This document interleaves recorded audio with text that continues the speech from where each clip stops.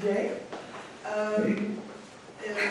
D'abord, avant de lui laisser la parole, je vais juste donner un ou deux objectifs de pourquoi ce symposium-là. Je vous disais que je suis une didacticienne. Je m'intéresse beaucoup à l'adéquation, l'amélioration de l'espace-là. Donc, vous voyez mon logo. Derrière moi, il y a des stands de mon fil. Et comme ça. Mais je pense que c'est plus intéressant pour vous de voir la présentation. Donc, si je peux déjà commencer, j'ai essayé de partager la présentation. C'est bon? Tout à fait. Est-ce qu'on peut l'entendre un peu plus fort? Un plus sur le petit écran derrière de ton ordi. Non, en arrière, au-dessus. Tu fais sur le plus. Voilà. Est-ce que vous la voyez? Oui. Marie, est-ce que vous voyez la présentation? Oui. Oui. Très bon. Donc, je vais commencer. Tout à fait. Et on vous entend très bien. Parfait. J'espère que vous entendez aussi parce que mon maîtrise de la langue française n'est pas très bon. Donc, j'espère pouvoir comprendre. Donc, comment je l'ai compris, ces symposiums s'intéressent à la réduction de l'inadéquation entre la formation et l'emploi. Il s'agit de trouver, pour moi, la manière de mettre en correspondance le champ de la formation qui est orienté à l'apprentissage, on dirait à l'efficience, et celui de l'activité de production, c'est-à-dire le monde du travail. Et pour moi, le contexte de départ, c'est le contexte de la formation professionnelle duale en Suisse, qui prévoit l'alternance. Donc, dans ce système de formation professionnelle duale, cette correspondance est en principe considérée en tant que constituant du système. Mais dans la réalité, elle constitue toujours un grand défi. En fait, les apprentis perçoivent souvent des écarts entre les lieux d'apprentissage et se plaignent de la relation qui est pas adéquate entre ce qu'ils doivent apprendre à l'école et ce qu'ils font, ce qu'ils vivent, ce qu'ils ont expérience dans la pratique. C'est la raison pour laquelle plusieurs modèles ont été développés pour réfléchir à la manière d'améliorer l'interaction entre les lieux de formation, voire, on pourrait dire, entre la théorie et le pratique. Donc, dans des autres occasions, peut-être vous étiez déjà présent, j'ai eu la possibilité de présenter ou de faire référence à ces trois modèles de base, qui sont très bien connus dans la littérature, qui se posent la question de comment on va réaliser l'alternance.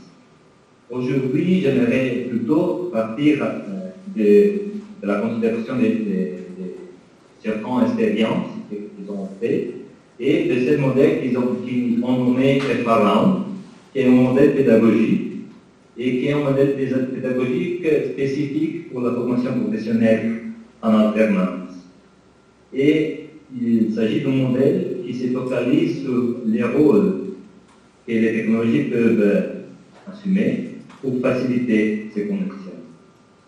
Donc, nous savons déjà que les technologies en elles-mêmes ne font aucune différence. J'ai mis seulement une de plusieurs références qu'on pourrait utiliser pour ça. Donc, on a la prise de conscience, on a on s'appelle awareness, qui n'est pas la technologie per se, mais c'est la manière d'utiliser cette technologie, donc c'est la didactique qui fait la différence. Et donc c'est la raison pour laquelle on a développé le modèle de Fagan, qui est publié dans cet article-là.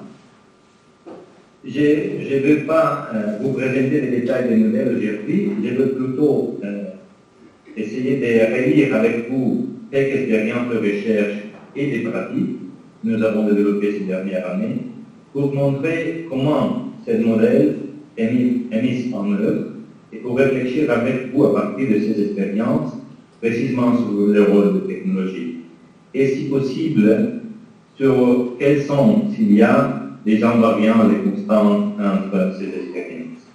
Donc, je vais vous présenter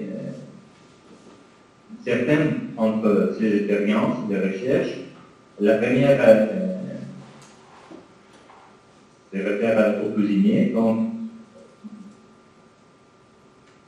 seulement deux mots encore sur le contexte. On parle d'après-midi, donc ils sont adolescents, de 14, 15, 16 ans, qui ont un travail, qui ont signé un contrat de travail et reçoivent un salaire, mais ils ont aussi l'obligation d'attendre l'école. Donc il y a plusieurs modèles, mais en principe, on pourrait dire qu'ils vont sur le place de travail pour 4 jours par semaine, et le 5e jour, ils vont à l'école pour suivre des matières, on dirait théoriques, pour rester dans le stéréotype. Donc, avec les cuisiniers, ce qu'ils ont fait était de leur donner la possibilité d'utiliser le smartphone, le téléphone portable, sur le place de travail pour prendre des photos. Et, pardon, si vous voyez aussi la vidéo qui va partir, ils ont accès à un environnement sur l'Internet où ils peuvent développer son propre livre de recettes. Dans ce livre, ils vont utiliser les photos qu'ils ont prises sur le place de travail, ils vont remplir la recette et ils vont réfléchir sur la recette. Comme vous voyez ici, c'était aussi l'occasion pour discuter, vous avez vu avant, avec les formateurs dans l'entreprise sur comment ça marche, mais aussi à l'école pour réutiliser cette trace visuelle pour exploiter la leçon. Donc vous avez vu l'enseignant qui va appeler l'étudiant pour lui demander comment s'est passé sur le lieu de travail pour sa recette, pour cette méthode de cuisson et comme ça. En deuxième expérience que je voudrais partager, ça réfère aux séances dernières. Donc, ici, vous voyez, on est dans une classe, mais il y a aussi des pièces de technique sur la classe, donc il y a un écran. Et les étudiants ont été demandés de préparer en vidéo pour le partager avec les autres étudiants. Et dans cette vidéo, le but, c'est de montrer une procédure professionnelle correcte et complète. Donc, ils vont préparer, vous avez vu, dans différents groupes, une simulation de la procédure professionnelle. Ils ont aussi la possibilité, bien sûr, ils sont aussi duals, ils sont aussi en alternance, mais ici, les modèles sont un peu plus différents. Ils ont des stages de longue durée sur le plan de travail, donc dans les hôpitaux. C'est la raison pour laquelle on va préparer ce temps de cette procédure aussi à l'école. Ils ont fait la simulation, ils l'ont enregistré, et dans ce moment, vous voyez qu'ils sont encore en groupe pour discuter, pour négocier, et pour utiliser cet outil qui s'appelle vidéo interactive.